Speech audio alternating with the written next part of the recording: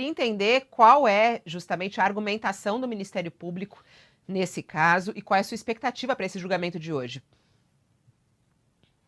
Olha, a investigação comprova que houve um homicídio doloso, ou seja, a morte foi querida.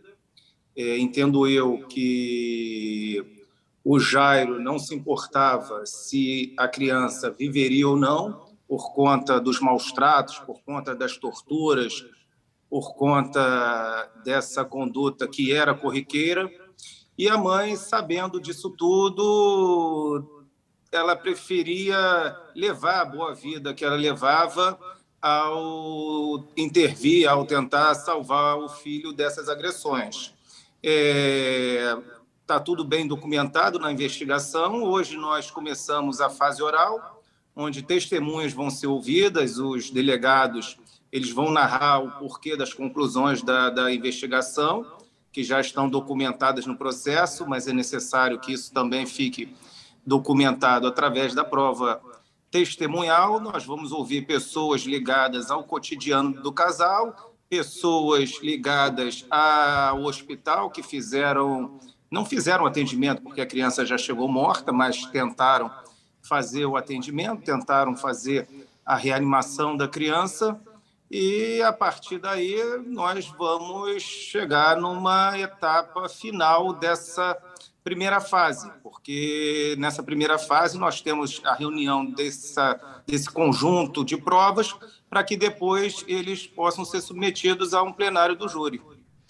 Agora, o senhor diz, né, do comportamento do vereador Jairinho, que teria um pouco de sadismo aí, né? Eu queria entender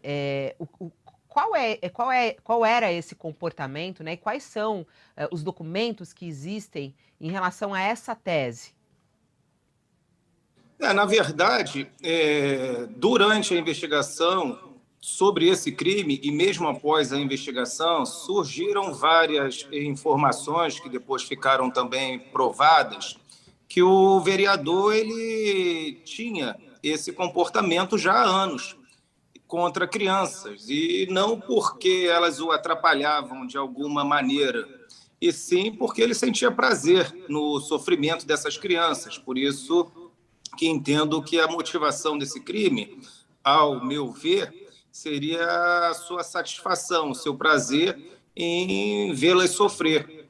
E em relação a Henri, ele já não se importava se essa criança morreria ou não, por conta desse seu proceder. Nossa, que é muito forte isso, né, doutor Fábio? E há provas disso, vocês têm documentos disso, de que ele agia dessa maneira. O menino Henri, ele sofreu por quanto tempo, mais ou menos, na mão de Jairinho, segundo a sua tese? Olha, o romance entre Jairo e Monique era recente. Havia alguns meses apenas. Então, o que está documentado no processo é que no último mês, né, nos últimos 40 dias, eu começo a ter uma prova de que ele estava praticando essa conduta contra essa criança, de forma contumaz, de forma corriqueira. Era o seu cotidiano. E durante essas investigações e outros inquéritos que se formaram a partir dessa história, nós podemos perceber que ele tinha esse comportamento em outras relações com crianças da mesma idade. Uhum. Jairinho e a mãe, Monique, eles negam o crime? Olha, num primeiro momento, eles diziam que era acidente. Foi a tese encampada por eles, os dois estavam juntos nessa tese, continuaram com essa tese até que os documentos médicos comprovaram a impossibilidade disso.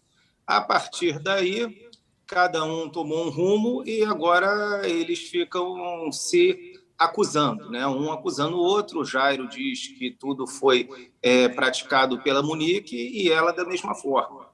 Então, o que nós observamos é que, desde o início, eles tentam se safar dessa imputação, né, da prática do crime, num primeiro momento, uma tática única dos dois. Como essa tática ela esbarrou na impossibilidade física desse acontecimento, da morte do Henri ser fruto de um acidente, ser consequência de um acidente. E aí, como documentalmente, aliás, como pericialmente ficou comprovado que foi um homicídio, parte-se para uma outra tática, em que um acusa o outro. A defesa dos dois, na sua análise, segue alinhada? Porque o senhor disse que no primeiro momento eles tinham uma tática juntos e viram que não deu certo, se separaram. Mas, no entanto, nos bastidores, é perceptível que há um alinhamento nessa defesa, doutor Fábio? Não me parece. Não. Me parece que houve, de fato, uma ruptura. Sim. E o que o senhor vai apresentar?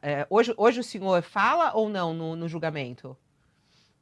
Bem, hoje nós vamos ouvir as testemunhas de acusação. Uhum. A cronologia desse ato é que o Ministério Público começa perguntando, no caso eu, começo perguntando, existe a assistência de acusação, que logo após vai ter a palavra, as defesas dos acusados nessa sequência, e, por último, se o juízo quiser alguma complementação, a magistrada também fará perguntas.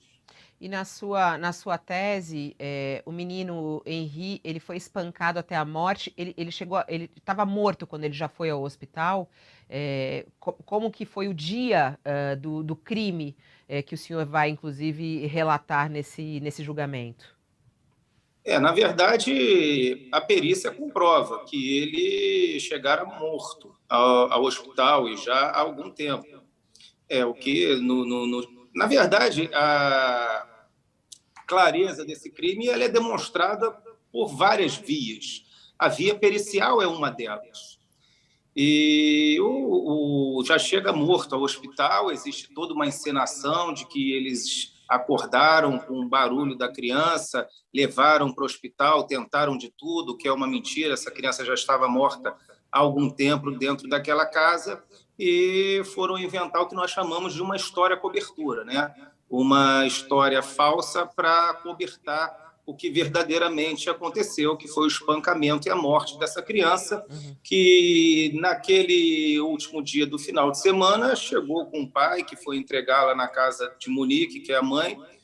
O menino passou um final de semana excelente. Nesse dia ele sai para brincar com o pai, sai para passear com o pai. Existem vídeos que comprovam isso. Ele chega na casa da mãe sadio, saudável, e também existem vídeos que comprovam isso. E horas mais tarde, já o mesmo vídeo que capturou a imagem dessa criança chegando sadia, captura a imagem dela morta, já descendo os elevadores para ir ao hospital, a fim de simular essa história toda.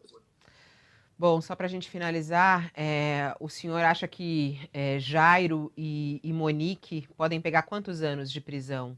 Tem já alguma expectativa em relação ao resultado? Olha, a proposta da denúncia é de um homicídio triplamente qualificado para os dois. Eu entendo que esse homicídio é triplamente qualificado. Talvez eu mude uma qualificadora, né? Ela continua tendo como motivação uma motivação torpe, só vai mudar o quadro, né? Numa primeira proposta do Ministério Público, a motivação do crime por parte do acusado é que a criança atrapalhava o relacionamento.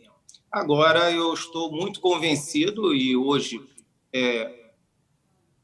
vou fazer essa decisão em definitivo, de que a motivação do Jairo era satisfazer seu prazer.